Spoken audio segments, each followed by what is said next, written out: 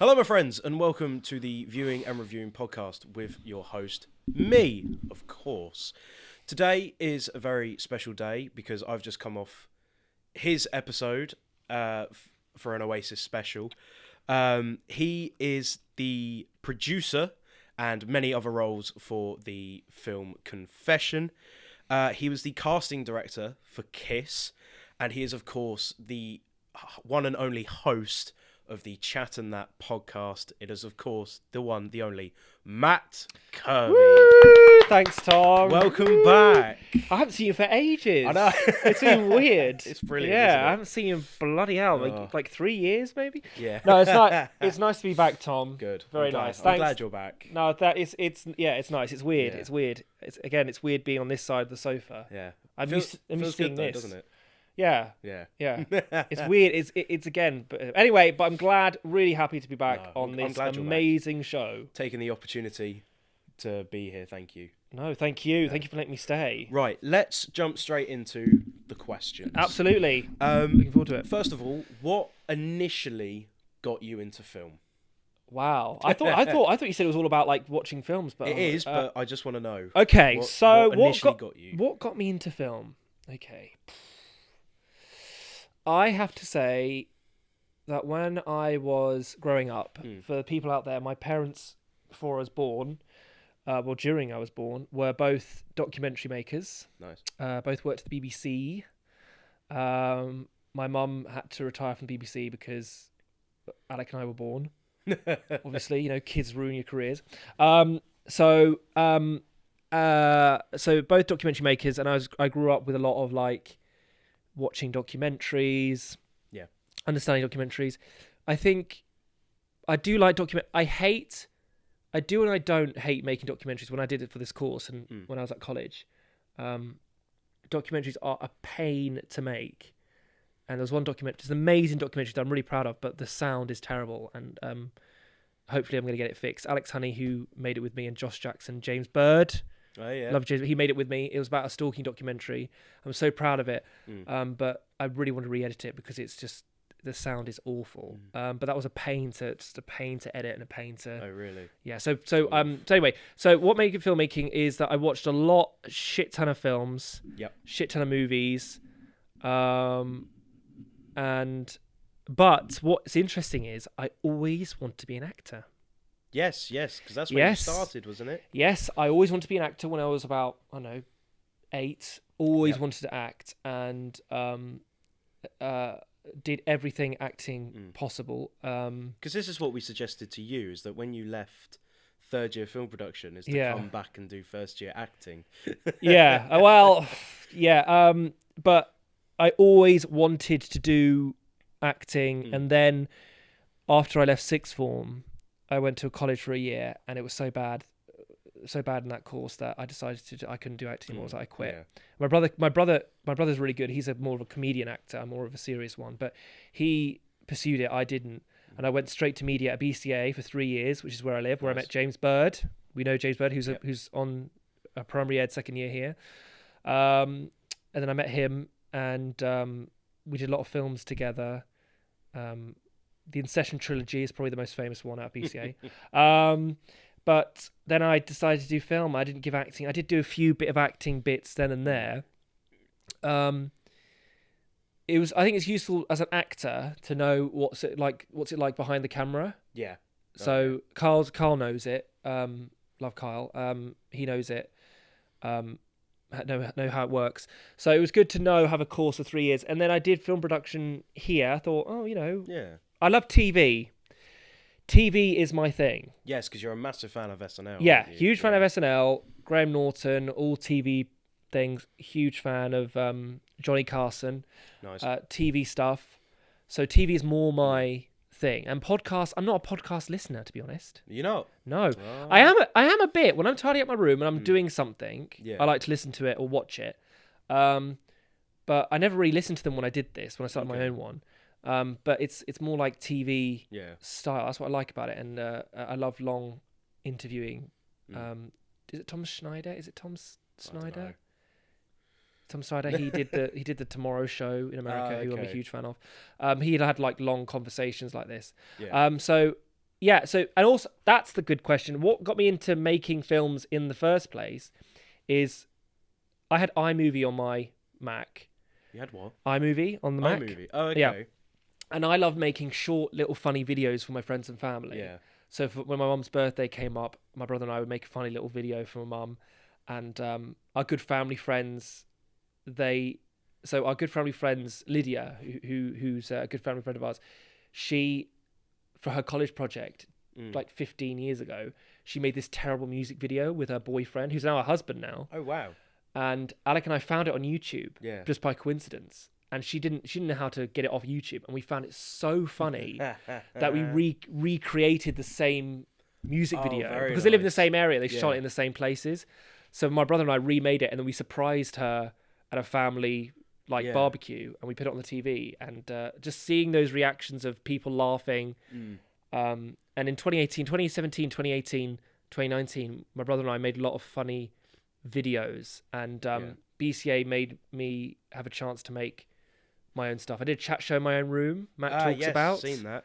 Yeah. Chat and that was an original talk show to begin with, and then before that, in 2020, I did Matt Talks About, which was in my room. Yeah. So it gave me a chance to go, oh, okay, I understand iMovie, I understand Premiere Pro, and that's what got me here, really. Good. So that's the kind of the short, long story. Yeah.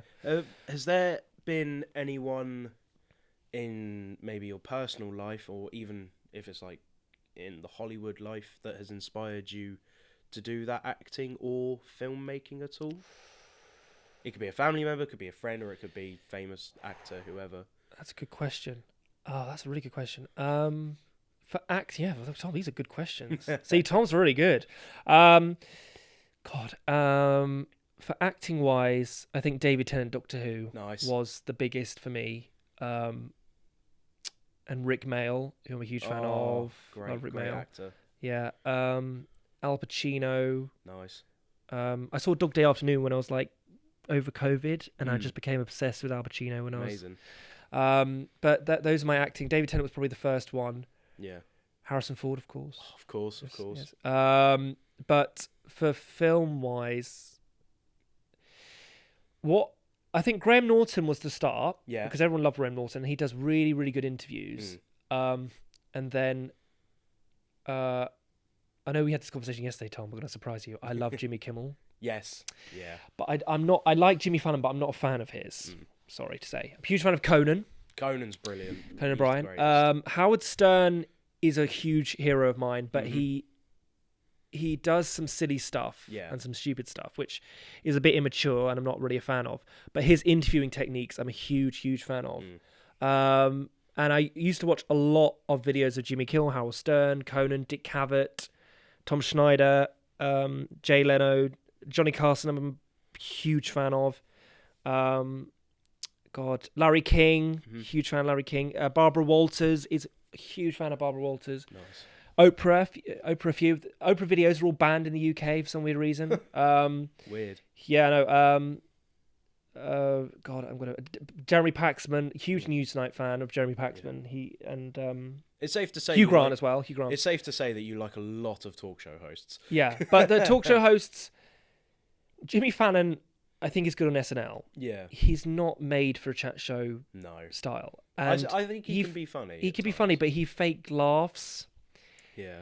And I saw it when I was doing my research for my TV thing in BCA, a college called BCA. Someone said interesting about Graham Norton and American chat show hosts is that Graham Norton has his guests on, but they're more entertained. The guests are more having fun than they are with Jimmy Kimmel, because the other American talk show hosts, it has to be like this, and this, as all forced. With Graham Norton, he makes this kind of nice wave between the guests and having them on at the same time. It's and a nice environment. A nice flow. It's not just a guest, you talk for 9 minutes, promote your thing. They all have a fun time. They all relax and have a fun time and show their more stories, which is great. So Graham Norton is probably the number one. And my mum and my brother are huge influences. I adore them. So that's the question for you. Right. We are going to go into a deep dive of your letterbox now. Oh, good Lord, really? We're going to start with your recently watched. Right. Your 4 recently watched. Have you that got Have you not got Letterboxd? But you can see that. I have my ways. Anyways, okay, all right. Okay, so recently watched, you gave this one a 3 stars out of 5, and you gave the comment, I sadly never got to revise this in English. This is, of course, Lord of the Flies. Yes. From 1990. Yeah. I read the book in English class, but I'm yet to get around to watching the film. What's it like? So I've heard Lord of the Flies for many years. Obviously, everyone who probably did GCSE English has heard it, but I always had Mice and Men. Yep. And Hound of the Baskervilles. Nice. And Romeo and Juliet. And you know what the annoying thing is about my teachers? They kept repeating the same thing every year. Oh. So I learned Mice and Men like 3 times. But funny enough, the English teacher, who's lovely, her son, when I was in second year, her son was in third year film production. Oh wow. And I bumped into him. He came up to me and said, my mum used to teach you. Oh nice. And it's crazy. And his girlfriend is lovely, called Riley, was on the same course as him. So it's crazy. So Mrs. Barnes, I love Mrs. Barnes, and she would used to teach Mice and Men to me. Anyway, going off topic. So my Lord of the Flies, always wanted to know about it. And over summer, my mum, my brother and I, we sat down together and we went through films that we need to see over the summer. Yeah. We only saw about 5. We had like 50. Wow. We didn't keep to our goal, but Lord of the Flies was one of them. And it was on Netflix. It was on Prime. Oh yeah. Give it a watch. I knew it was about a bunch of boys on an island. Yeah. That want to kill each other. Yeah. But it's really messed up. It's very dark. It's very well, dark. Isn't it? Yeah. Yeah, very messed up. But I understand why people like it. But it was a good film. It was a good film. I should give it 4 really. But the lead actor who's as a boy, he stars in one of my favorite films, The Judge. Oh. So I was like, nice. oh right. But yeah, it was very weird. Very dark, very dark. Very dark. Yeah, very the dark. book's very dark as well. I haven't read it. It's a good read. Your next one along from the great year of 2006. Yes. The year I was born. This film should have won Best Picture at the Oscars in 2007. You should make people guess what the review is. Okay, you gave this 5 out of 5. What do you reckon this is? Say it again. What was it? This film should have won Best Picture at Oscars in 2007. I know what it is. What is it? It should have won Best. It's Flushed Away. It is Flushed Away. Well done. Flushed Away is amazing. Flushed Away apparently lost a lot of money at the box office. Hugh Jackman said on the Graham Norton show that he loves the film. Yep. And his son loves the film. And the son says, why isn't there another one? Because they make a Wolverine reference in the film. Yeah, they do. They do. Costumes. Flushed Away is amazing. It's always great. On Netflix. It's so funny. It was meant to be a stop motion, but because the Aardman had a fire and burnt all the original sets, sadly, they stuck the idea and did it in a animated CGI thing. But yeah, Flushed Away is amazing. It's amazing, and I'll fight anyone who says it isn't. It's funny as well. It's funny. It's so funny. It's good for adults and kids. Yeah, that's a good thing about films. If it's funny, if it's good for adults and kids, it's a good film. Flushed Away is amazing. Because we've talked on the show with some of my past guests that kids' films, obviously, when you're a kid, you're there for like just the story and like the flashing colours and everything. Yeah. But if you're an adult watching them, you get to hear the jokes that you wouldn't have as a kid. Yeah, exactly. So that's funny. That's why it's so good. As an adult, you come up and you like go, the wow. French frogs, they're brilliant. Yeah. So, we surrender. Yeah. No, you idiots. The kafoofing. Oh. No, there's so many there's so many quotes in there. Yeah. Tom Jones. I don't know who Tom Jones was when I was younger. No, neither. Now I know who he is. Tom Jones. I saw him live once. And did you? They did like a scan of the crowd. The first front 3 rows of the festival was just old people throwing like knickers and bras. Really? At him. Yeah. Really? Yeah. Now I know in Flushed Away why she does that. All the old women love Tom Jones. Tom Jones is great. Yeah. Wow, okay. I didn't know that. That's weird. Well, speaking of Tom Jones, because he does sort of connect into this next film that you recently watched. Okay. You rated this 4 out of 5. Yeah. Don't get why people didn't like this film from 2021. What do you reckon? Oh, was that No Time to Die? It was. Yeah, I heard there were a lot of people didn't like it, and I thought it was great. So, I thought it was really good. Obviously, the internet went crazy when they announced that in No Time to Die, that the 007 badge was given to a female black role. All right, so The internet went crazy because it's the internet. I know, but why? It was wrong of them to do it. Not the filmmakers. The internet. The internet was wrong to judge. I can understand a little bit, like, if it could be anyone. It's like, no, it should be a James Bond title. It could be anyone. But just get a better life. There is spoilers. Obviously, they kill him at the end. It's like, why would you kill Bond? Daniel Craig's had enough. I know, but I think 5's a nice number. I like the word 5. 3's a good number. I hope they've stayed with 3 Toy Stories, but they're doing a 5th one. Yeah. Okay. No Time to Die is a great film, and you said Toy Story, and you've got my blood boiling. I'm sorry. Toy Story? Yeah. Toy Story 4. Okay, maybe a great film. Quentin Tarantino said it best. He said, I don't care. I'm not seeing 4 because 1, 2, 3 of Toy Story is amazing. It's great, yeah. Why do we need a Toy Story 4? We don't. We don't. Okay? If you like it, fine. Yeah. But my friend Alex Honey likes to tease me about this.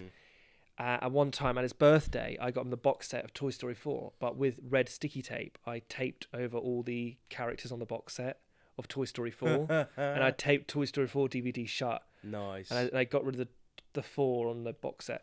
We don't need a Toy Story 4. We don't need a 5th one either. And we don't need a 5th one either. No. 3 is amazing. Yeah. 3's Quentin Tarantino said it best. It's one of the best ones. That's all right. Yeah. But No Time to Die's great. Don't know why people hate it. It's good. Skyfall, I think, is the best.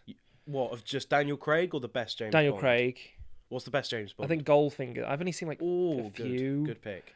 Some of the James Bonds are so outdated. Oh yeah. Yeah. Because for the time they were made, it's just white masculine male. Yeah.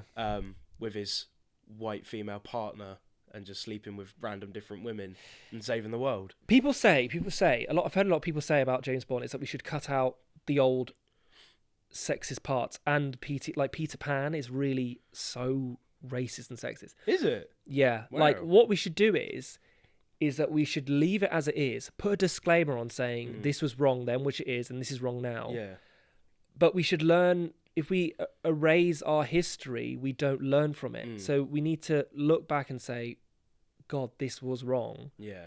But that's just who the character that is.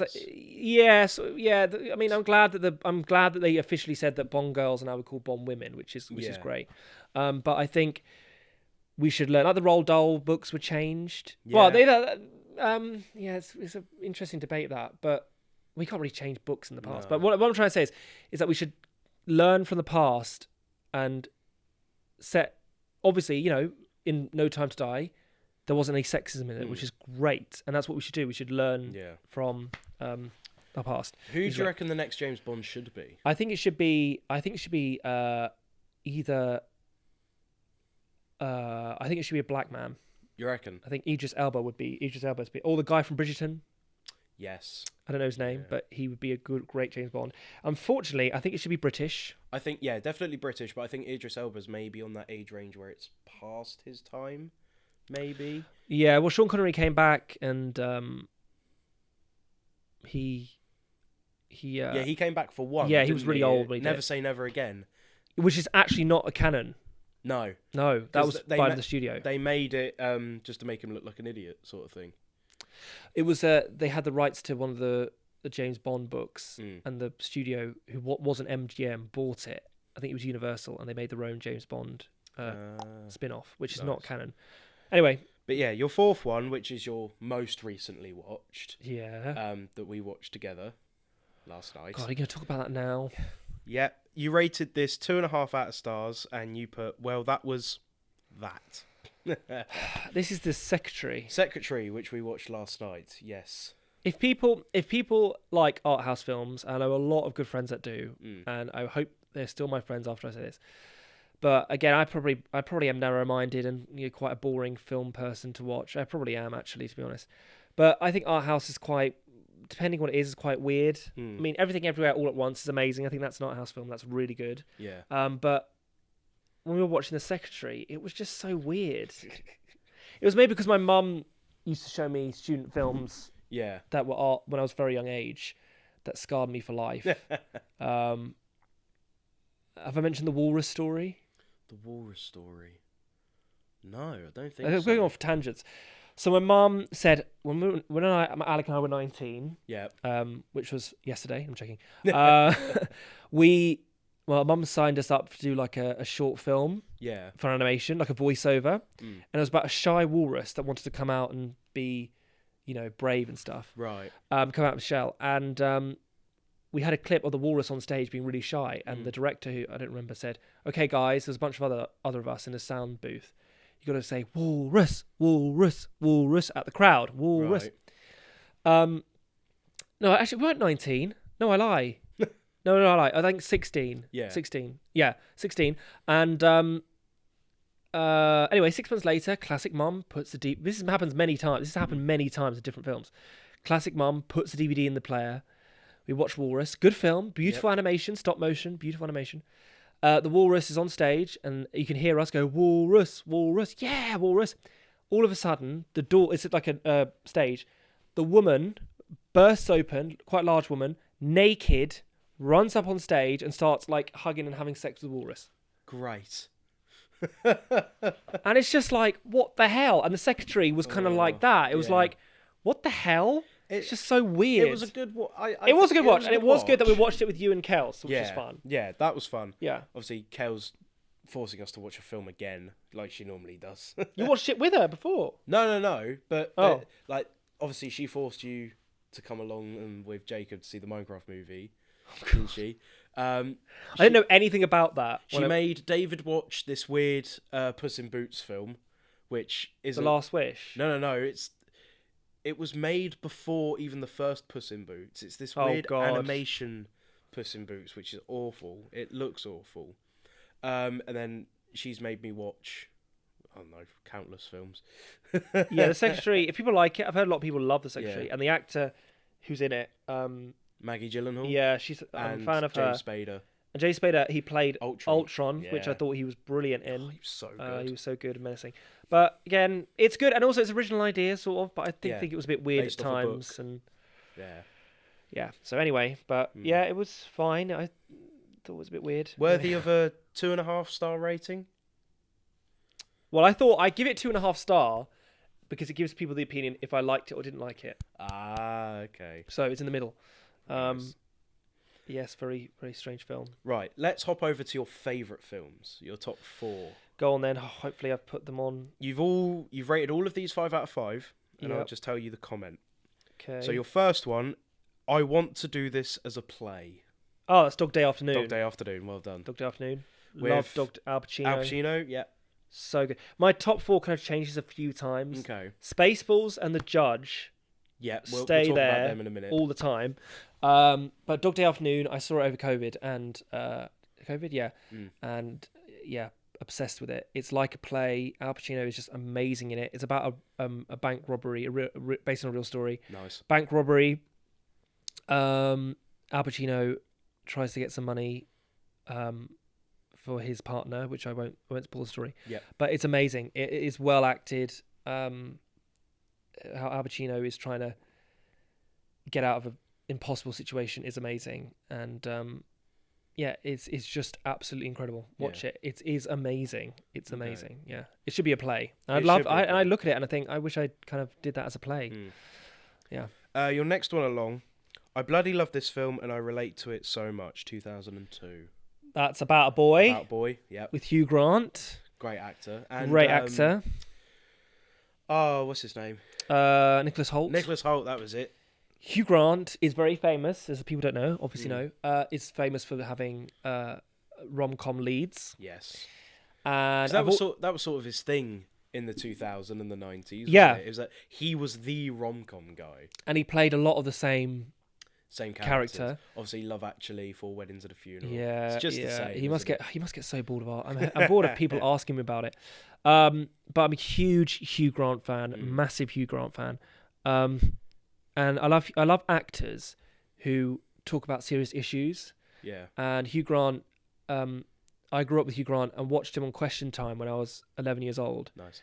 And he was opposite on Question Time. He was opposite like a horrible politician who said, what's wrong with hacking or whatever, something like that.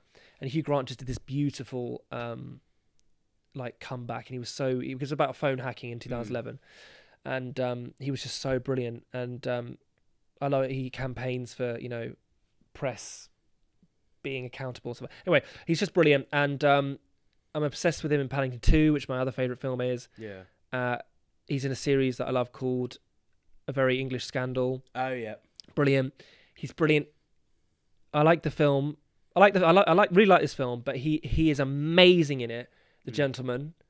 Gentleman, He's yes. brilliant. He's great I in love that to film. be his character and play him. My brother and I we have a drink. Sometimes brother goes, drink. That's from The Gentleman. Yeah. He's amazing, and he's really grown. I want to see The Undoing. He's really matured. Not matured, but he's like become such a great actor. So I really want to see Heretic as well, which was his first horror film, wasn't it? Yeah. Yeah. He is amazing, and people used to say a lot to him, "Oh, he can't act." He used to agree. I love where he is honest. He says, "Oh, I can't act. I can't. Like I do the same character." I love that he's honest, but he can act. But of course, he's in one of your favourite films as well. About a Boy. Yeah. No, Wonka. Wonka, yes. That's more of a nostalgia film. Yeah. Because it was at Winchester and at Christmas, and I love it, and the songs are amazing. He was the Oompa Loompa. But About a Boy is about him. He's a rich guy. He doesn't have a job, but he's super rich, and he lives in London. And it's Katie's favourite film. I'm glad Katie made you watch it. I haven't seen it yet. My dad's been telling me to watch it as well because of the band that does the soundtrack. Yeah, the band, the soundtrack's amazing. The guy, God, what's the soundtrack? I've forgotten his name. God, it's just, I've forgotten the band. Oh God, is it like something Boy? Hang on, But anyway, so he plays a rich man, and all of a sudden this boy knocks on his door, and it's so funny. And Hugh Grant's just lonely, and it was kind of like relatable because it was like like me really a little bit. So I kind of related to a lot of stuff to him, and the dynamic between Nicholas Hoult and Hugh Grant is just so funny. Badly Drawn Boy, that's the band. Badly Drawn Boy, yeah. Who's the other one that stars in About a Boy? She's amazing. I really like her. She was in Little Miss Sunshine. What's her name? Toni Collette? Yeah. Yeah. She's good. She's amazing in it. Rachel Weisz is really good. Oh my God, she was in Little Miss Sunshine. Who was she in that? She was the mum, yeah. Oh wow, I love that film. It's a good film. It's a great really film. good film. Steve Carell's brilliant in it. Oh yeah. But yeah, About a Boy is amazing, and it's so funny. And Katie only gave it 4.5 because she doesn't like the ending. Oh. I'm going to ask her about that. I hope you're watching this, Katie. Give it that 5-star, please. Yes. Yeah. You haven't given a comment for this film, but you have quickly already mentioned it. The Judge. The Judge. You didn't leave a comment for it, but you did rate it 5 out of 5. The Judge. I love The Judge. The Judge, I think, is not that known, and I think it should be known. Okay. I'm a huge fan of the film Fred Claus. It's a Christmas film. I think it's with Vince. Is it Vince Vaughn? Vince Vaughn and Paul Giamatti, who I'm a huge fan of. The Holdovers is amazing. Got to watch that. And Fred Claus is about. Sorry, I don't get on tangents all the time. Sorry. Fred Claus is about Santa's brother. He comes to the North Pole, and it's about a brother relationship. And it's a bit cringy. I'm not gonna lie. The jokes are a bit really kind of dumb, and it's a comedy, and it's just really dumb. But it has a really powerful message. And the director, I'm a huge fan of because he directed that and The Judge, and he's a big fan of like family dynamics and family relationships in films, and I love that kind of thing of like families not getting on and discovering and reconciling. I love that whole thing. I wish I did a film. I want to do a film about that with my friend Emma Jagger, but sadly it got cancelled. Anyway, The Judge is directed by the same guy, and it stars Robert Downey Jr. Yep. Robert Duvall, and the guy who was in Lord of the Flies, little kid, he's now like the cop. He's only in a few scenes. Okay. And it's about Robert Downey. It's such an amazing film. I love it so much. And it's Robert Downey Jr., who's a very rich lawyer, and he defends bad people. Okay. And he gets a call. It's not a spoiler. And his mum dies. Never see the mum, but the mum dies. And he goes back to his hometown, which is in Massachusetts, Boston, where my hat's from family friends are from. which is filmed there. I didn't go to the filming location. I wish I did. Damn it. Yeah. He goes back, and his dad, who's played by Robert Duvall, who's a judge, they hate each other. Okay. They can't stand each other. Like Oasis. Yeah. Like Oasis. They hate each other. They can't stand each other. And he goes to the funeral, and then the dad does something which Robert Downey Jr. has to defend his dad in something, and it's like a father and son dynamic, and it's brilliant, and it's very sad, and it's an amazing film. And I think, and Robert Downey Jr. said in an interview, he'd love to be recognised for that film. Yes. He loved to be talked. He loved to be talked about that film. Yeah. He says he loved to go down the street and someone says, "Hey, that's the guy from The Judge." I'll be that person. If I ever meet Robert Downey Jr., I wouldn't say Iron Man. I'd say, talk to me about The Judge. I'd probably say Tropic Thunder. Speaking of that, actually, I was Googling once Google Maps this place and seeing how it's changed and stuff. And in 2008 on Google Maps, you can see a Tropic Thunder poster. Oh, wow. Yeah, near opposite where Unilife is. Bloody hell. Yeah, it's weird. It's weird. Your fourth favourite film, you have quickly mentioned it. And of course, it's officially getting a sequel, Spaceballs. Yes. Oh, what a film. This is a good show. I could talk about films all the time. Oh, no. Spaceballs. Spaceballs, right. What a film. Spaceballs, you seen it? Yes. Love it. It's great. Spaceballs, I saw when I was 8 years old. Of course, Star Wars fan. Yep. And it changed my life. And Jacob Lewis, who lives in the same area as I do, a great really hard worker on the course. He was always very busy, and he was always into his work. And every time I'd go up to him, because he'd wear a Spaceballs hat and a jumper before you arrived, and I went, "Oh my God, Spaceballs! Oh my God, I bloody love Spaceballs!" And we had to talk about it, but I wouldn't shut up. It was, bless him, it was annoying for him. I wouldn't shut up about it because I'm upset. I can recite Spaceballs. I can recite it. Yeah, I can recite all of it. One of my favourite jokes in Spaceballs is combing the desert. Yeah. That is so simple yet so What do you think funny. we're doing? We're combing the desert. You found anything? Nothing yet, sir. We ain't found shit. And then, what's that bit where Rick Moranis is in the spaceship, or like the Death Star? Oh yeah. Suck. Or it's like Officer. Oh yeah, Colonel Sanders. No, it's when they're all saluting, like the guys. Arsehole. Yeah. How many arseholes do we have on the ship anyhow? Yo. I knew it. I'm so right. Rick Moranis is amazing. I'm so excited for Spaceballs 2. I hope it's funny. Yes. It's hard not to have John Candy in it. He's amazing. I love John Candy in that film. I love where John Candy comes into the spaceship and sees Dot on Princess Vespa and goes, "Who are you? I'm a Mog, half man, half dog. I'm my own best friend." It's great. It's brilliant. But Spaceballs I saw, didn't understand a lot of the jokes, but the music is amazing, and I cry every time at the end. And I think John Candy might play Barf Jr. I think he might play a John Candy role. The guy who's replacing him? Yeah. Josh Gad. Yeah, Josh Gad. That's yeah. So I hope he does. I hope it's well written. I hope it's not stupid and dumb and fast paced. I hope they take their time. Obviously, the majority of the original cast is back. Yep, you've got all the original cast. Yeah, Mel Brooks. Yeah. But yeah, oh my God, I can recite all of it. I love the. Oh God, what was it? Where he's getting coffee. He goes, "What all this bubbling? It's Mr. Coffee. Want one? Yes. I always have coffee when I have my radar." Everyone knows that. And then the bit where they play back the movie, and he goes, "What are we doing? We're in the middle of making it. Spaceball in cassettes, but whatever." And he goes, "Everything is happening now. It's happening now. What happened to then? We missed it. When? Just now. We're in now. When will then be now? Soon." And then I really like the bit where it's instead of saying, "Oh, I'm your father." Yeah, I'm your father's sister's cousin's former roommate. What does that make us? Absolutely nothing. No, the bit before that, he puts Lone Star puts his hand in the Vulcan thing. Oh, yeah. And the soldier goes, "What do you think you're doing?" The Vulcan neck thing. And he goes, No, it's got to be down here where the shoulder meets the neck. Like this? Yeah!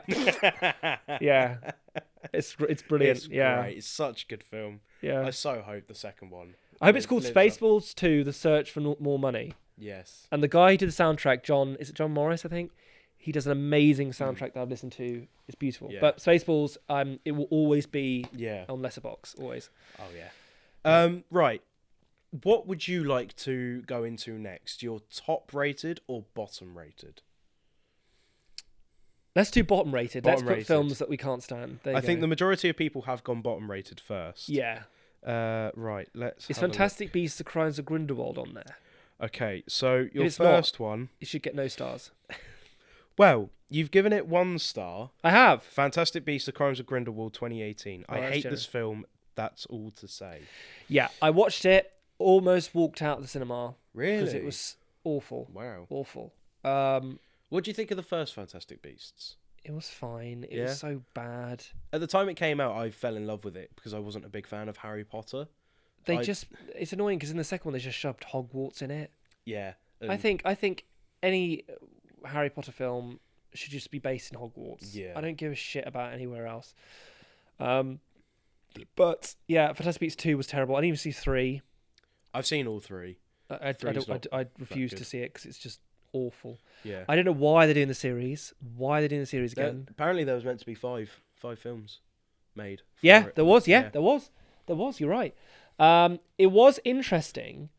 It's annoying when people say, "Oh, Dumbledore shouldn't be gay," whatever. It's his character, and it's so.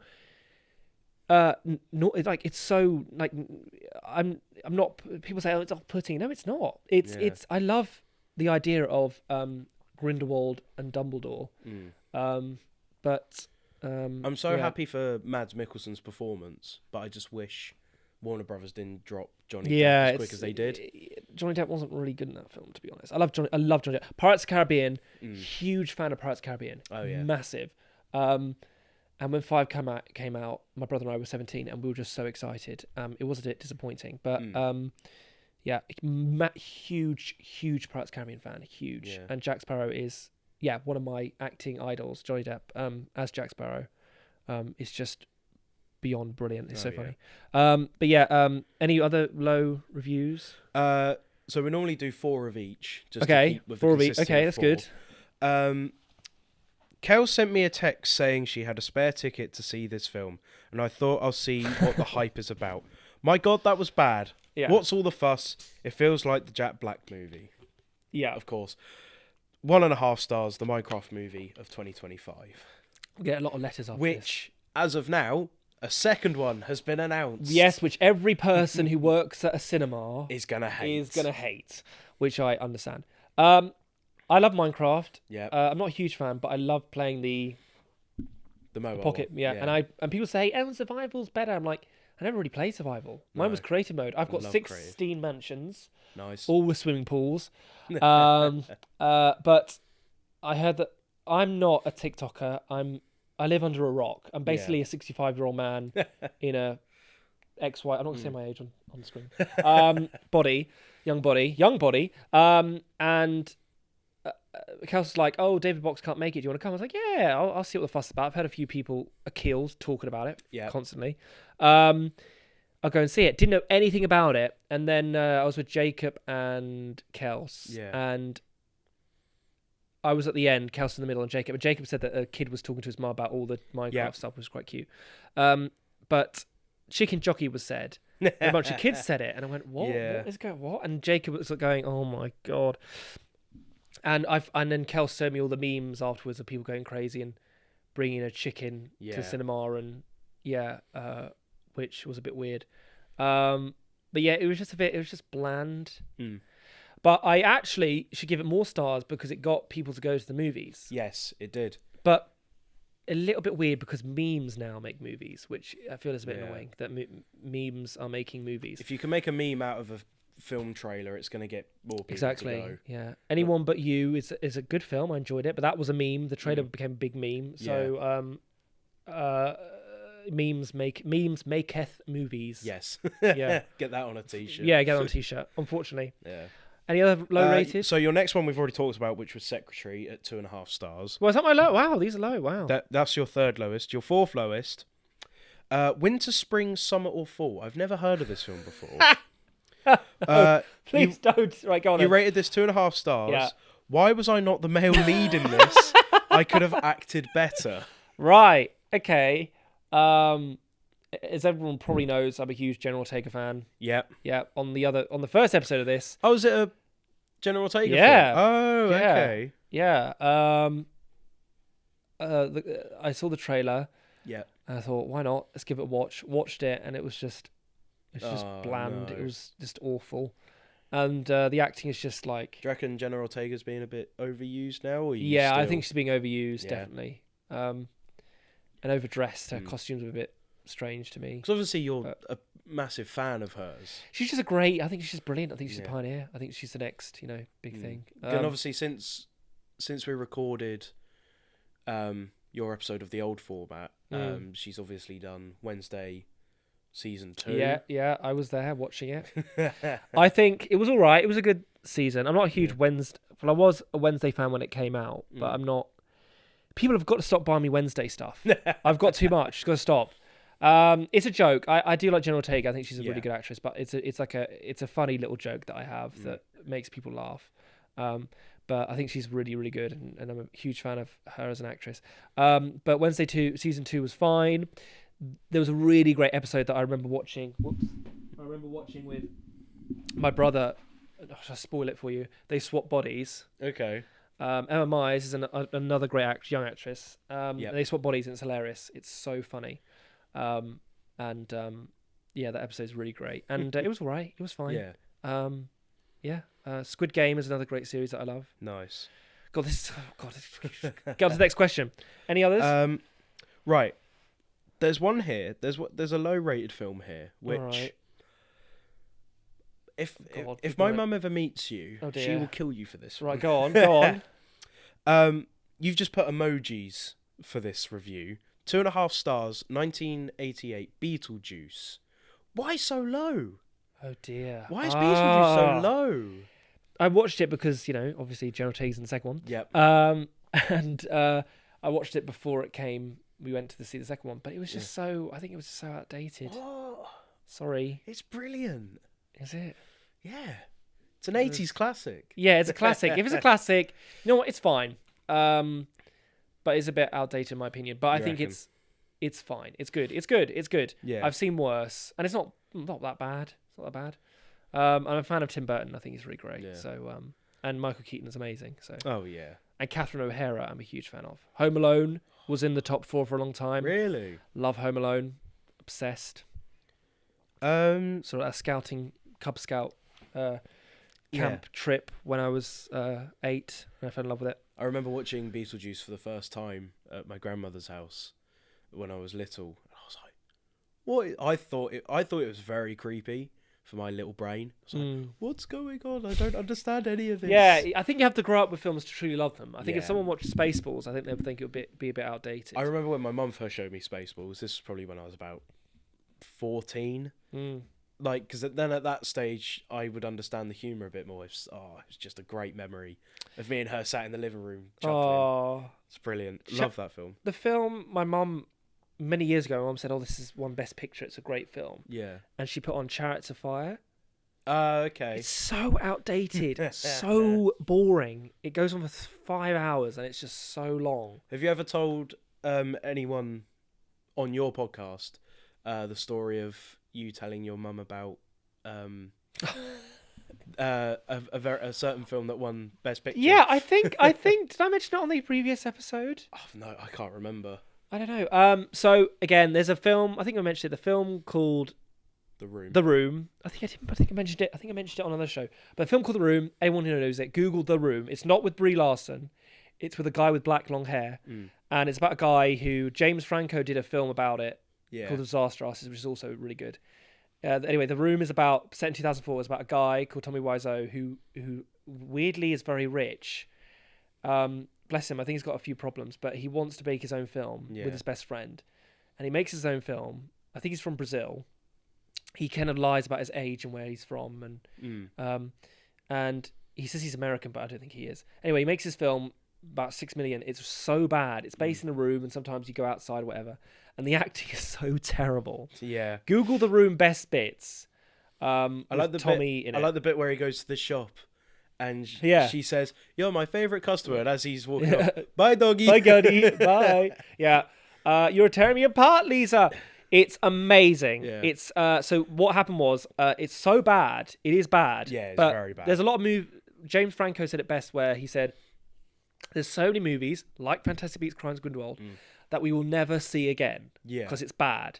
This movie is so bad that you will watch it again. That you'll watch it and you get so much enjoyment out of it. Yeah. It's so watchable. It's so watchable and enjoyable. But it's very weird. There's a sex scene that's just really strange.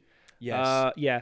But it's funny. We should watch it together with Kels. Have a funny experience. Yes, have the Room experience. But anyway, so anyway, the story of my mum is I lied to my mum. Our brother and I said we'll get it from the library and we'll say to my mum it's won Best Picture at the Oscars in 2004. She went, "Oh, okay." We put it on, and the first 10 minutes she went, "Are you sure this won Best Picture?" And my brother and I were crying, laughing on the floor, rolling on the floor, saying this is the worst film ever.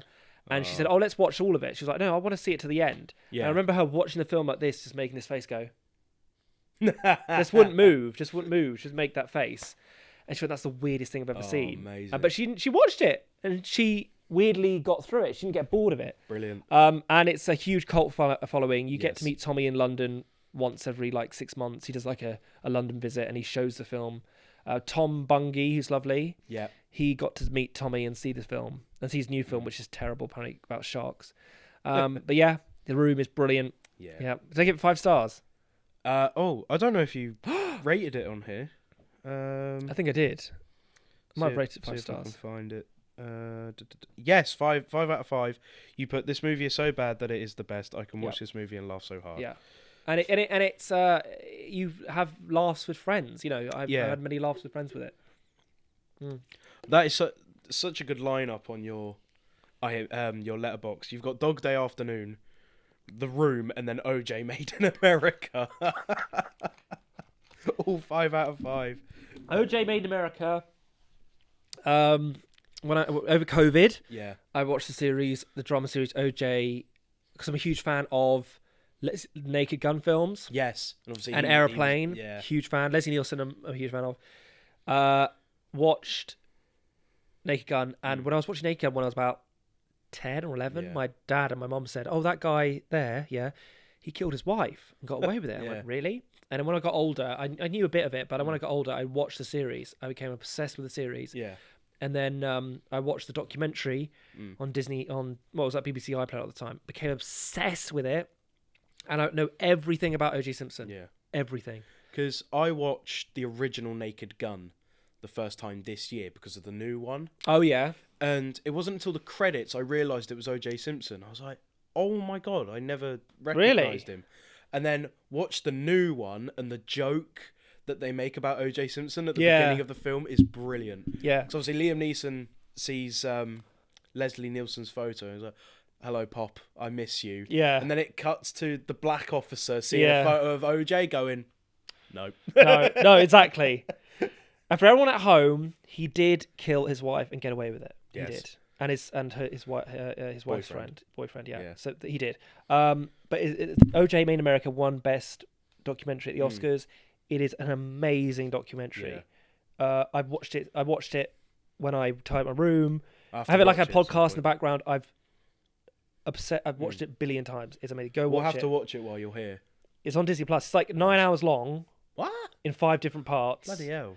But the first part is about his backstory, which is a bit boring. But then when it gets into the trial and how he did it, it's incredible. Yeah. And they interview amazing people. So OJ Made in America. Yeah, that was in my top 4 for a while. Right. Let's talk. Speaking of top 4, but let's talk about your top rated. So when you go onto your page, Flushed Away is the top. Flushed Away is the top 5, rated 5. The second one down.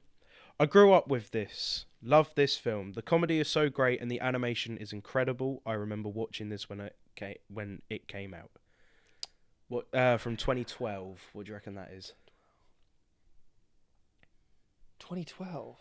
Animated Wait, don't tell me. That's weird. Okay. I don't remember. Say it again.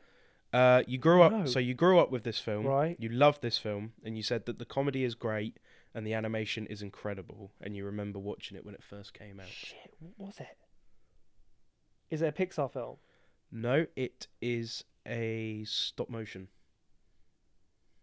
Stop motion. Oh my god, I want to kick myself. It's not Wallace and Gromit. No, it is a. Oh, Paranorman. Yes, well done. Yeah, Paranorman. Yeah, Paranorman. Paranorman's brilliant. It's good. So good. Again, it's brilliant. Paranorman. They've got a new animated short out now. Yes. It's a bit weird. Yeah, it's sort of like a little follow-on. Yeah. From the film. But Paranorman's about a boy gets bullied and then he can speak to ghosts, and it's a beautiful film. Coraline is amazing. Yeah. I'm glad it's got a bit of a fan base, which is brilliant. But Leica, where's my new film? Missing Link, I did see. I thought that it was alright. It was an okay film. Box Trolls was okay. I loved Box Trolls. It was fine. I watched it at the cinema when it first came out. I begged my parents to go take me see it. I thought the baddie was a bit weird, and eating cheese was a bit weird. But I like that it's got Nick Frost and Simon Pegg in it with Richard Ayoade. Yeah, I didn't think the voice actors, but the really good film that I should watch again, which I really enjoyed, was Kubo and the Two Strings. See, I wasn't a big fan of that. Really? I watched it and I went, it was alright. This is about film. It's all subjective. Yeah. This is about film. It's all subjective. But yeah, Paranorman's amazing and Coraline's amazing. And Leica, I want to see more stuff. More Definitely. creative stuff, Leica. They should go more in the dark route. I think they're better in the dark, gothy route. We should do like a dark horror film at some point. Coraline scared the shit out of me as a child. Really? Yeah, it did. Wow. Scarred me. So you got Flushed Away, Paranorman, then you've got About a Boy underneath. Yep. Then you've got this film from this year, 2025. Okay. My God, this is so good, and the subject is so terrible. It's so good, but the subject's so terrible. It's a documentary, I believe. This film is so good, but the subject is so terrible. It's a documentary. I believe it's a documentary. Because the guy who stars in it is very documentary-based person. Oh, is this Louis Theroux? Yes. What documentary is it? The Settlers. Yeah. Oh, yeah. I thought it was like a terrible... No, The Settlers. Louis Theroux is... That's another one. Is a huge fan of mine. I remember when he did that interview with Jimmy Savile. That was crazy. That is amazing. I watched it a long time ago. It was banned from BBC iPlayer, and quite rightly, but they put it back on, and I think it's good for educational purposes. And I watched it, and it's so disturbing. So what's this Settlers one all about? Settlers about the Gaza. Oh, is Palestine. it? Oh, okay. Louis Theroux, I'm a huge fan of. He did do a lot of silly stuff, like Howard Stern a little bit. They did a lot of silly stuff when they were younger, but they've come more mature. And Louis Theroux did like funny little things, and but he does do some. He does put an act on. He does, but I think that's part of the trick. You have to put an act on. Michael Moore, I'm a huge fan of, and works. I can't say his bloody name. Works. I'm a huge fan of Herner Worksog. Can't even say his name. Sorry, huge fan. Anyway, Louis Theroux, I'm a huge fan of Louis Theroux over COVID again. Huge fan. Yeah. So The Settlers is about him going just outside Gaza and meeting people who believe the genocide is fine, and I knew a lot about. I didn't know anything a little bit about Gaza. Okay. I knew it was bad. My mum talked to me about it and said it was bad. But then when I watched the documentary, I was like, I got up out of a seat and went, "This is so bad. This is terrible." And I got so like angry about it. I said, "What people do?" Like I knew, and I now get it 100% now why people are so passionate about it. But he was interviewing this lady who's just a bit crazy, and it's on BBC iPlayer, and it's I think my mum said it's the best thing he's done. But there's other documentaries I'm a huge fan of. He goes to like a nasty homophobic, like racist family in America. Yeah. It's very funny because the stuff they say is just so offensive. Yeah. And Louis Theroux's just standing there going, "Wow, that's really good documentaries." Some prisoner documentaries he does are really good. He did one on dementia, which is really sad. Did you ever see the clip of him and Judi Dench sat on the sofa. Yeah. And she's talking about having cats through the war. Oh yeah. And he goes, "Which war?" And Yeah. she went, "What do you mean which war? The Second yeah. World War." And he was like, "Oh, I thought you meant the Vietnam War." And he's like, "It was a good save, wasn't it?" Yeah, Louis Theroux, I think he should stick to more hard-hitting documentary. Yeah. Sad, I don't really want to say this, but I don't know what it is, but Stacey Dooley I'm a huge fan of. But she's gone down this celebrity presenting person. Okay. But she did a lot of really hard-hitting documentaries, and she doesn't do that anymore. What's her name? Stacey Dooley. Stacey Dooley, yeah. I mean, and she's really good documentaries. And I thought she'd be the next like big Louis Theroux, but she's gone down the like presenting game show route. And I think it's kind of a missed opportunity a bit because I think she's really, really good.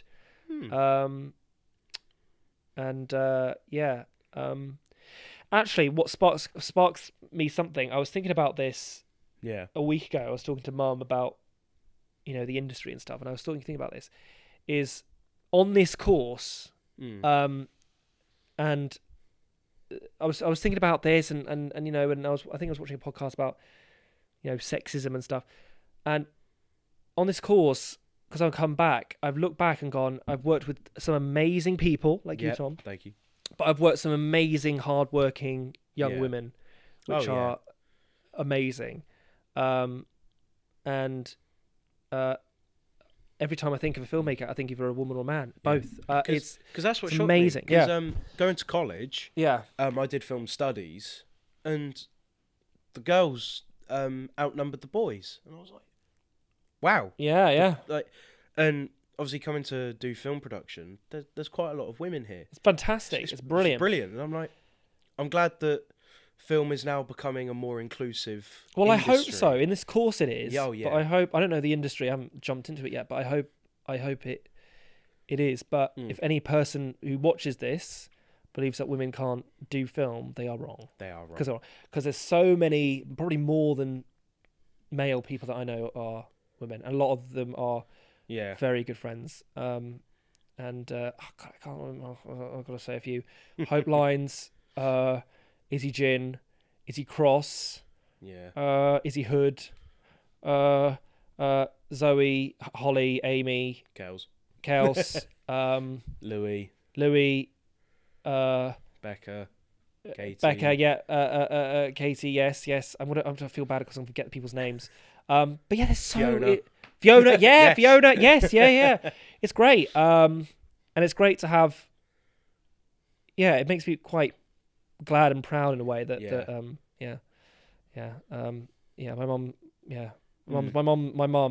my mum is one of them. Bless. Yeah, she's to blame for everything, to be honest. She's like, why don't you help that poor person, that poor person, Matt? Oh, leave me. Oh, I can't be asked, Mum. He's like little, like we were talking about earlier, oh, go and help set up that person. He's struggling. Oh, all right, Mum. She's fine. the voice It's in not your even head. there. Yeah, I know, but I love you, Mum and Alec. Anyway, off subject. We'll move on to this next one. Now, I'm not surprised with this. Right, from you. go. It's another film. Yep. Okay. 5 out of 5 from 2009. Right. Okay. Forget Godfather. This is the best movie ever made. And you've just put a bunch of star emojis after it.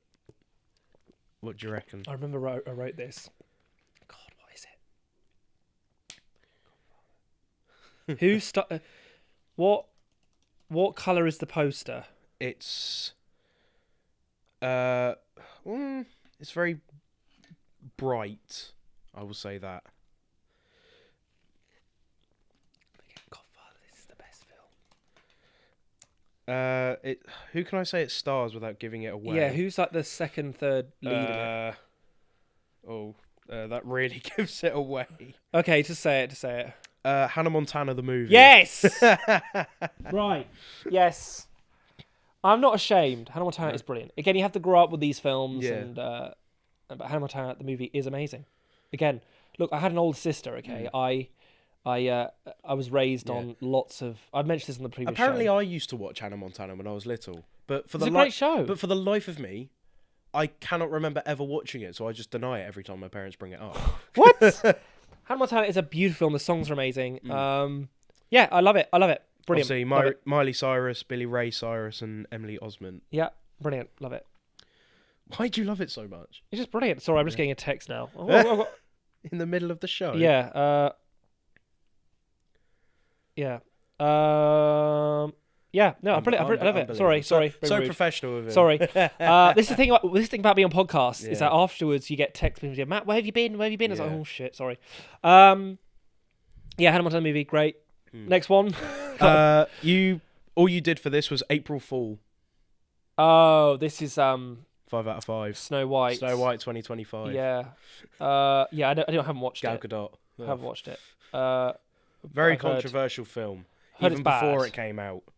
I love bad movies. I don't know what it is. I love bad movies. I love having a good laugh and watching movies. Right. We talked about this on your initial first episode. This is the kissing booth, isn't it? No. You are a massive fan of the X-Men. Yes. Yeah, huge. X-Men Days of Future Past from 2014. Brilliant. And all you put was Best X-Men. Please, tell us why you think that is the best X-Men film. My brother's a huge Marvel fan, but he loves X-Men, same as me. I like Marvel. Yes. I'm not obsessed with a lot of superheroes, but I am obsessed with X-Men. Kyle Chataway has been on the X-Men Chat and That special. Yes, he was. X-Men is based on racism in the 60s, and basically Stan Lee saw there was a lot of racism and based superheroes on the black movement in the 60s. So that's why I like it so much, because it's got a hard-hitting kind of message about like racism and how wrong it is, and I love it, and I love it how it's like kind of based on that original story. And when I was 14, I was too young to go and see. Well, I wasn't really too young to see. I just didn't really go really to see Captain America: Winter Soldier, which was all right. I saw on a DVD, and I really want to see X-Men: Days of Future Past. Yeah. And when it was New Year, and I was 14 years old, my mum got them from the library, and she went, "Which one do you want to watch?" And I went, "Oh, I'll watch X-Men: Days of Future Past." Random, totally random. Put the DVD on, player, sat laid behind the sofa, watching the whole film. I became obsessed. Nice. And it's an amazing story. You have to watch the other X-Men's that are some are good, some are bad, but because this was the first X-Men where it had old and new in one film, which was amazing. And I didn't know anything about it. It was the story that was so interesting to me, and I wish I saw it in the cinema. But it was I love how it was a big blockbuster and it had a message to it, and Hugh Jackman, Peter Dinklage is I love Peter Dinklage. He's an amazing actor. He should be nominated for an Oscar. He's fantastic. Or win an Oscar. He's amazing in it. And I'm glad Ian McKellen. I'm excited for Doomsday because they're getting some few Ian McKellen back. And Patrick Stewart. I bet they're going to get Hugh Jackman back. James Marsden as well. He's back. Yeah. I love the X-Men films. Some are terrible. Some are great. But they're all like the children. I love them. I love Dark Phoenix. I went there on my birthday to watch that film. I skipped college to go and watch that in the cinema. Because I love X-Men. Dark Phoenix was all right, I think. It was a bit of a shock that they killed off Sophie Turner. Was that Sophie? Jennifer Lawrence, Mystique. Yes. Yeah. They killed her off so quickly, and I'm like, what's just happened? Yeah. I love. I think Sophie Turner was a really good Jean Grey, and I hope in Doomsday they kind of finish off the X-Men story because again, I don't know why they do it. They don't make it continuity-wise. They mess it up. I'm like, what are you doing? Except obviously you've got Logan and then Logan Wolverine. Was on my top 4. Logan's underneath X-Men Days of Future Past. Yeah, Logan I'm obsessed with. Logan is one of the best films. I think better than X-Men Days of Past in my opinion.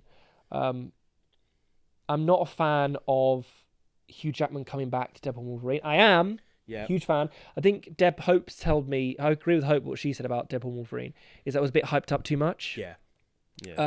I did think Hugh Jackman, why did you come back? Because Logan was so good. I think even Kevin Feige said that. He said that, why are you coming back? I think me and David discussed this on his episode. But we were just saying that it felt more like a cameo fest rather than an actual film. It's like, no comedy. Deadpool's all about comedy. Yeah. And it's like, we've got Deadpool's family at the beginning. You then have the TVA, which, if you don't watch the Loki series, you don't really understand what that is. You've then got Deadpool going through the different universes, finding different Wolverines. Henry Cavill makes an appearance. Yeah. And then he finds a decent Wolverine, who's the whole anchor being thing. And then you've got Chris Evans as Johnny Storm. You've then got Gambit, Elektra, Blade all coming back. Yeah, I think it was a good film. I enjoyed it.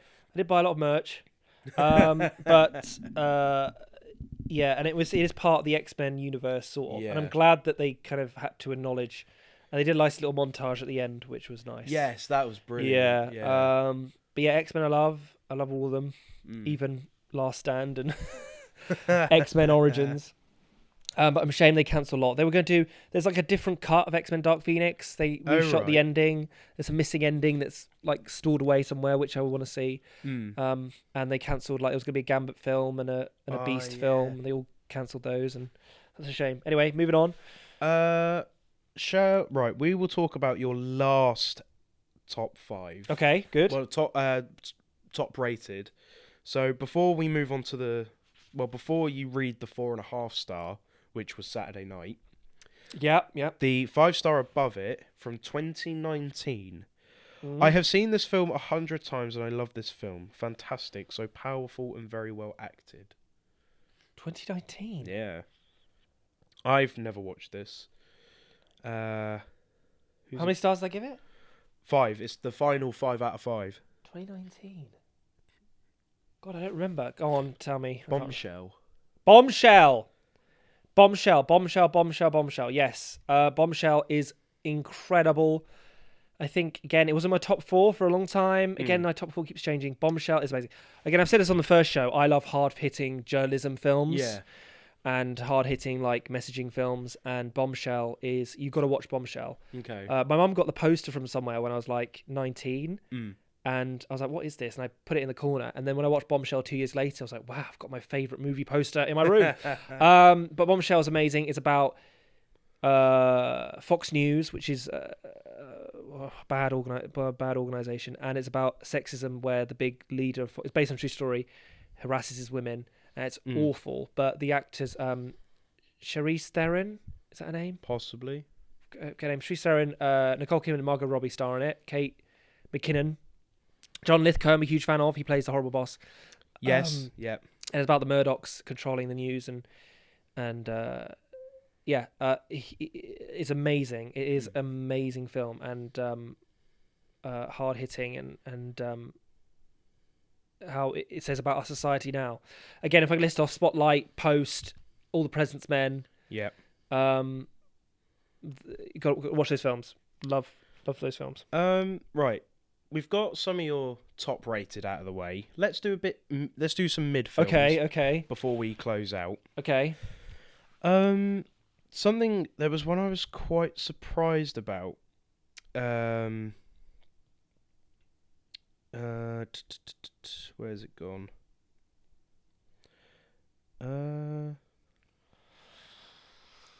I can't find it. Gotta watch Bombshell and Spotlight. Yeah. Wait for Tom's answer. Gotta watch those films. Bombshell and Spotlight. And God, I'm gonna kick myself if I don't remember any journalism films. Oh, God. I've actually made a list on IMDb of films that are by journalism filmed people. Journalism films. There it is. Oh, Brexit. Official Secrets is amazing. American Crime Story. Erin Brockovich. And She Said is really good. The film She Said is really good. Okay. Yep. So this is rated 3.5 stars. How were the penguins trapped in the crates on the boat? My brother and I were bored once over summer, and we thought we might as well watch a classic movie that we grew up with, Madagascar. Yep. And why so low? Why so low? It was all right. What was it? 3.5. It was. Madagascar's a classic. It was good. I should give him a 4. But the penguins were stuck in the crate opposite the famous scene where the monkeys said, "Can you read? Can you read?" But they have their hands stuck out of the holes. Yeah. On the crates. They could just go free. They could jump through the hole and run away. So I was sitting there going, "Why do you need to escape? You can just jump out. You don't need to undo the lock." Yeah, it's a good film. I think Madagascar 2 is good. It's better. Yeah. Yeah. The one below it, sort of gives it away of what it is. That should call all the movies now Mission Possible. I assume that's Mission Impossible. Yes, The Final Reckoning. This Yeah, year. I have a thing where the Everyman is so expensive in Winchester. It is. And it was my last week at Winchester, and I was on my own, and I thought I might as well go and see Mission Impossible in Everyman. Nice. First one, it was The Fabelmans. This is a great film. Then it was Hunger Games, Snakes and Songbirds. Yeah. Then Wonka. Nice. Then Paddington 3 in Paddington Peru. 3. And then 2024, and then 2025 was Mission Impossible. Nice. And it was so expensive, and I thought, I'll just buy a ticket there. So I walked up, and Joel Whitlock was there. Oh, wow. Yeah, and I said, hey, Joel. And he went, he said, hey. And I tried to get on the show. Sadly, he couldn't make it. Yeah. But he said, why don't you come on, Matt? Why don't you go into the cinema? Well, thanks. I got it for free. So, yeah, thanks, Joel. Brilliant. Thanks, Joel. So, yeah, that was good. That was good. It was all right. It was fine. I just needed to watch a film in the Everyman before I left. But, yeah, any other films? You've got Chameleon as a 4 out of 5 star. The student-made film. I love watching. I want to say, if anyone's watching this, get your films out there that you're proud of, and also if they're unlisted, send them to me because I really love to see your films. Yeah. I don't get to see them. I hear so much about films, and I see them once at the premiere, and I never see them again. Yeah, it is killing me. And, there's a lot of films that need to be edited and released. No names, Matt Axby, that I star in, and he hasn't released my scene in it. I'm still waiting, Matt. I love Matt to death. There's a lot of films. Again, I mentioned this on the first show, but based on Pear and Final Entry and stuff like that. So, love to see more student films. Yeah. But Chameleon was really good. Chameleon, yeah. It's good. Yeah, I've seen that. Afterthought was really good. Last song I really liked. Afterthought, not so. Right, okay. Not so great. No, but we had the show after the premiere, didn't we? Before the premiere. And I was so proud of everyone at the premiere in May. And the films were all really, really great. The films were brilliant. Toby, I'm so proud of. Amalia, Izzy Hope, Holly, who did a documentary that's Beyond the Glass. Got it right? Beyond the Glass was great. Great. It was a great my mum really liked that one. Finding Nessie was funny. Finding Nessie was really funny. Really funny. I think they could have, in my opinion, it's about film. You can review it and subject. I think Finding Nessie would have been better if it was shorter. Okay. And got the best jokes and made it even shorter. But Finding Nessie was funny. It was great. It was different. I'm glad it was different. Obviously, you had Cloak as well. Desperado was great. Desperado was brilliant. Abattoir. Yep. And obviously, The Confession. Yeah, what was that one? I've said this before. I didn't say it enough. I've watched our episode a lot. I don't know. I'm very egotistical and vain. But I didn't shout out enough to my crew on Confession. And I think Zaina was here yesterday. She did a great job, and Hope and Bass, and everyone first years, and the actors did an amazing job. But there's one person who I don't think... Sorry, I've got a scratchy nose. The cold coming on. There's one person I like to see to camera who I love and adore, who did an amazing job, who on his deathbed I'll probably be thanking. That's Ned. Oh, bless him. Who edited The Confession.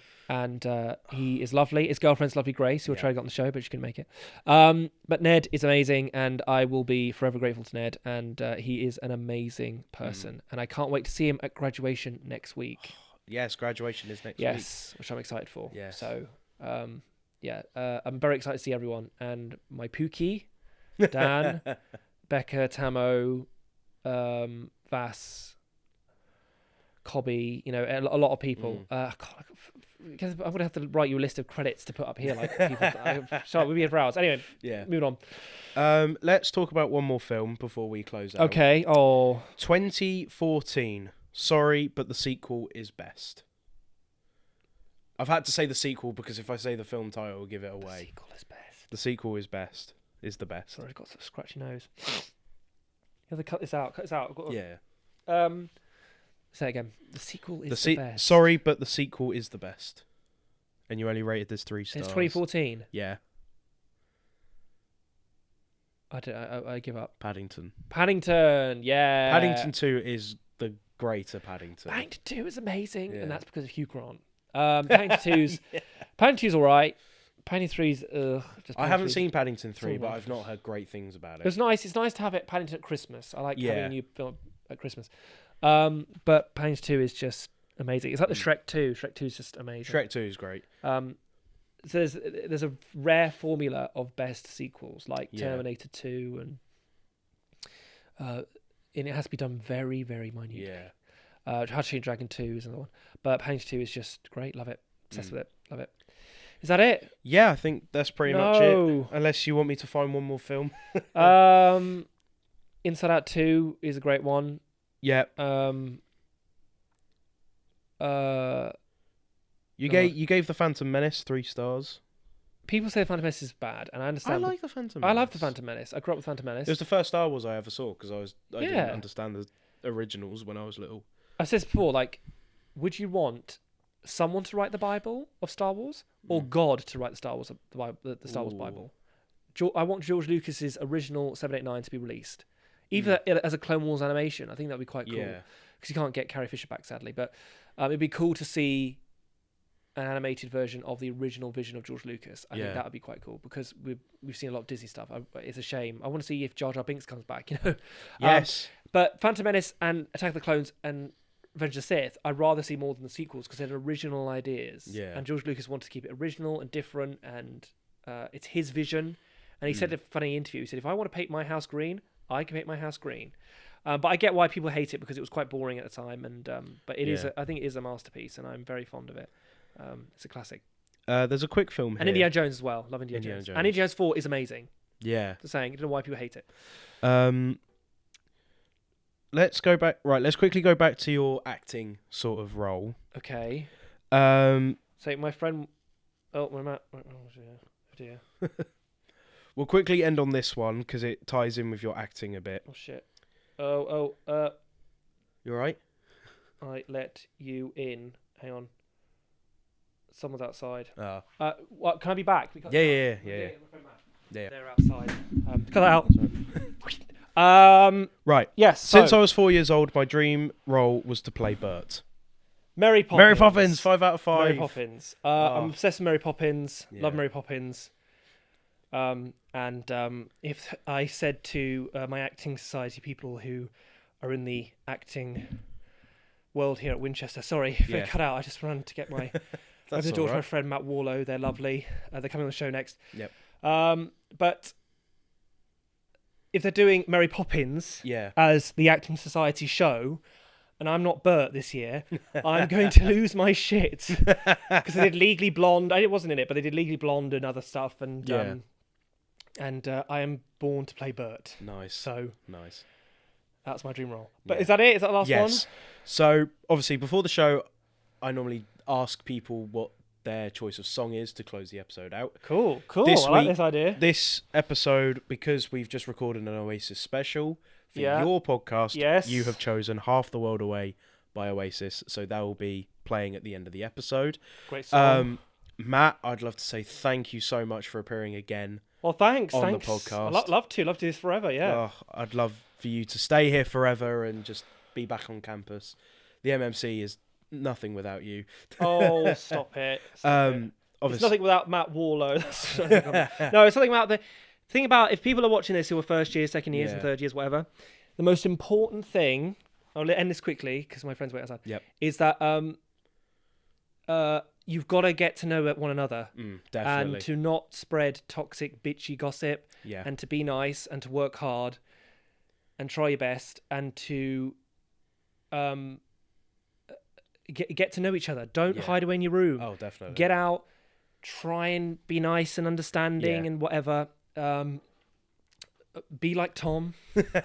Be like Kels. Be like Jake Hawkins. Be like Matt. Be like Matt Warlow. Be nice and kind and stuff like that. And that is very important to understand and respect other people who are all different. Yeah. So if you're different, you're welcome on my table. Be accepting of everyone. And just get on and get to know each other. That's the important thing. Go to the pub meets. Go to the MMC. Definitely. It is my cheers. I would probably want to die in the MMC. But that is... Anyway, that's it. Matt, thank you. Thank you, Tom. Tom's a great guy. So are you. Guy. Thank you for coming back on. Thank you for being here. Thank you for coming back on the show. My show. It's weird. It's not my show. But thanks, Tom. You're a lovely guy, Tom. And thank you to all of you at home listening on Spotify or watching on YouTube. Thank you for tuning in again. Hope you enjoyed the episode, which I have also enjoyed interviewing Matt. Thank you, everyone. Goodbye. Thanks, Tom. Tom's brilliant. Thank you, Matt. Woo! Amazing. I would like to leave this city. This old town don't smell too pretty, and I can feel the warning signs running around my mind.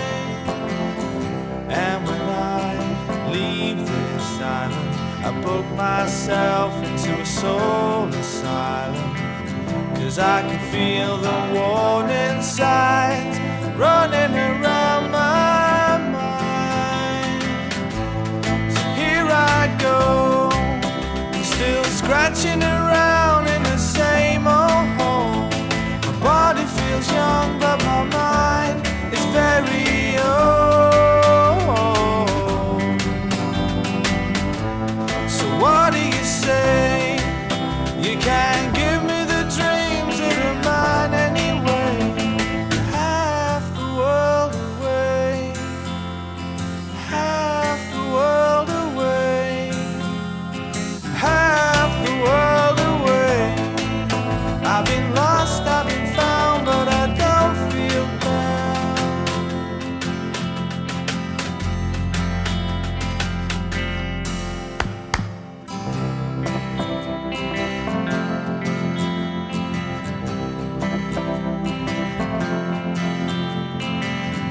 And when I leave this planet, you know I'd stay, but I just can't stand it. And I can feel the warning signs running around my mind.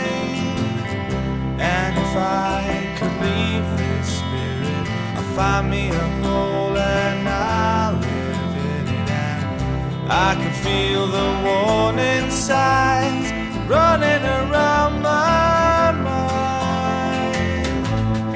Here I go, I'm still scratching